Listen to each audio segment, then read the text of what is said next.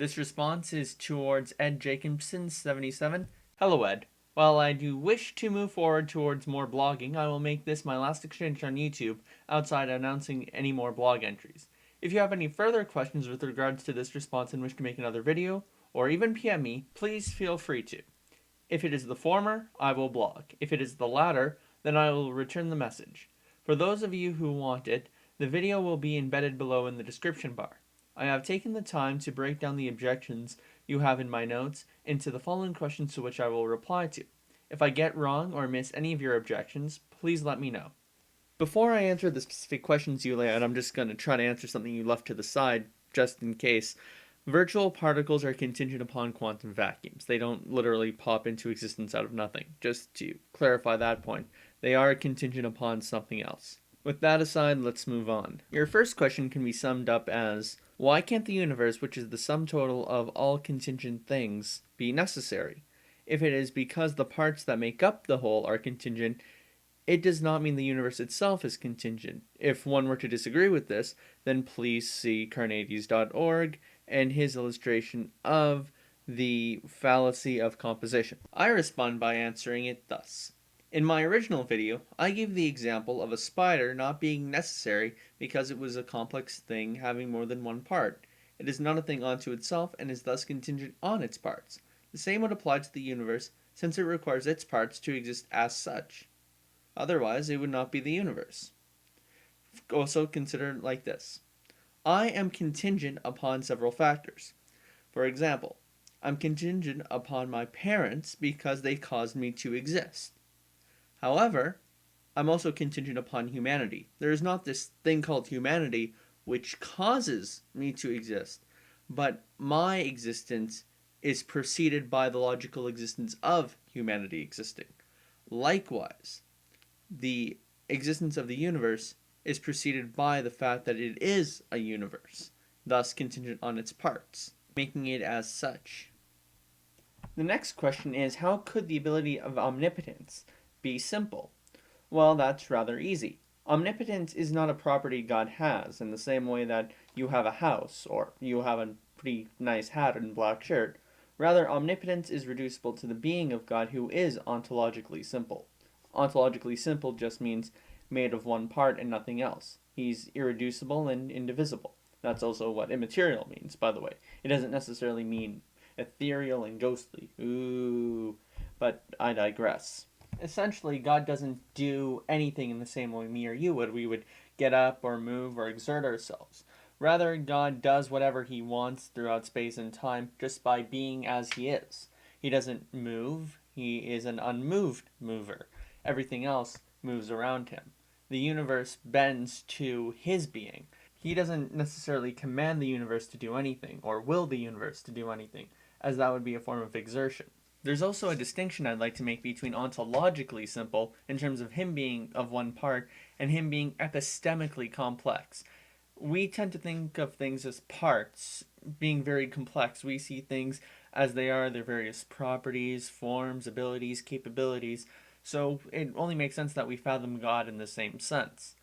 And that's kind of the difference here. So I think our notion and understanding of omnipotence as complex is in and of itself to be what makes it seem complex to us, from our perspective. Just think of primitive man believing that he's in the center of the universe, and really that the earth is standing still, but everything around the earth is spiraling.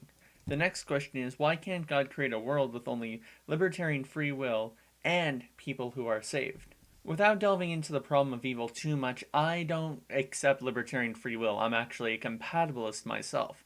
Rather, my basic beliefs towards this subject matter are, I use John Hick's notion of soul-building theodicies, not to mention Leibnizian conceptions of best possible worlds where greater virtues require basic evils. The problem with delving into this too much is the fact that I need a lot of space to write out my beliefs and premises and ideas. I promise to devote a blog post later on discussing this problem, right after I get a few other things out of the way. The next thing you inquire is, why is there an abrupt shift from it to he? Well, the reason I personalize God is necessarily because I'm a Christian. In Christian theology, God did become man. And if you want a thing on the incarnation, That's going to take a while to parse out, and again, I'll devote another blog entry because apparently one philosopher on the net, Dan Fink, brought up this very problem with quote-unquote sophisticated theologians. Now, I know it might seem like I'm trying to ditch out of this, but believe me, there's an answer. I usually like to source Thomas Aquinas. Eleanor Stump is a brilliant source on this one. If I can find any other sources, the links will be below. Although I would just like to point out the fact that I'm just defending natural theology here, not any particular revealed theology. If you want to call God he, she, or it, please be my guest. Don't even bother with the incarnation if you don't want to. That's not where the argument is meant to lead you. The next question is, how can something personal be simple when humans are so complicated? Humans are complicated in an ontological sense, that's very true. But that doesn't necessarily mean that's where we draw our personhood from. Rather, God is likened to us in the fact that he is pure intellect. In the same way we can understand abstract objects, they can exist within our minds, such as numbers, shapes, the forms, things of that nature, temporarily. So do they exist eternally within the mind of God. A lot of Christians took Platonistic ideas and just merged them together into one simple form known as God's mind, because it's easier to believe in one form, called the mind or the intellect, as opposed to just believing a lot of forms exist independently out there by themselves.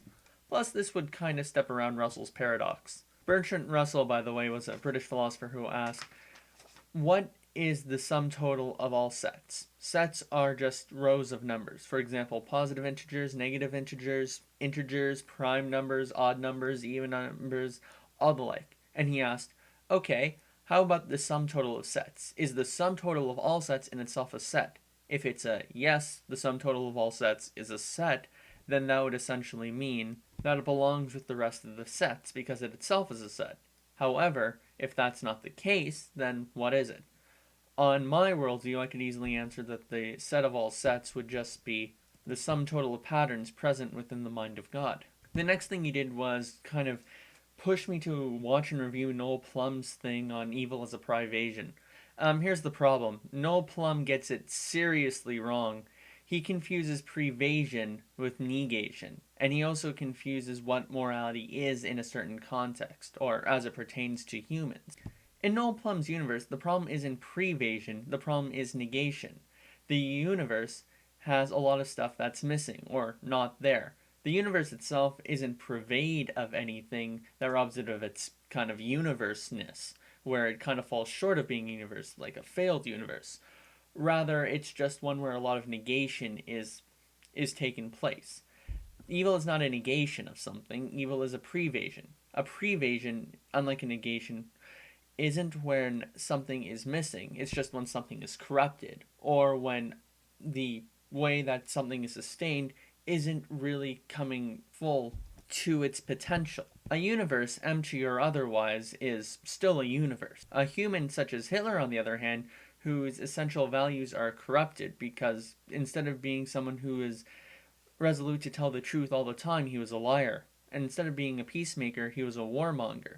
These things require a goodness to take place and a goodness to be corrupted. That's the main difference in Noel Plum's main arguments. The next question is, how is this not human characteristics reflected onto God?